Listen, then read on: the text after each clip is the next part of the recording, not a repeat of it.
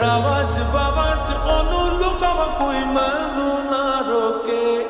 ਮੇਰੇ ਢੋਲ ਜੁਦਾਈਆਂ ਦੀ ਤੈਨੂੰ ਖਬਰ ਕਿਵੇਂ ਹੋਵੇ ਆ ਜਾਵੇ ਦਿਨ ਤੇਰਾ ਪੂਰਾ ਵੀ ਨਾ ਹੋਵੇ ਆਪਣੀਆਂ ਬਣਾਈਆਂ ਦੀ ਗੱਲਬਾਤ ਕਿਵੇਂ ਹੋਵੇ ਆ ਜਾਵੇ ਦਿਨ ਤੇਰਾ ਪੂਰਾ ਵੀ ਨਾ ਹੋਵੇ भूल गए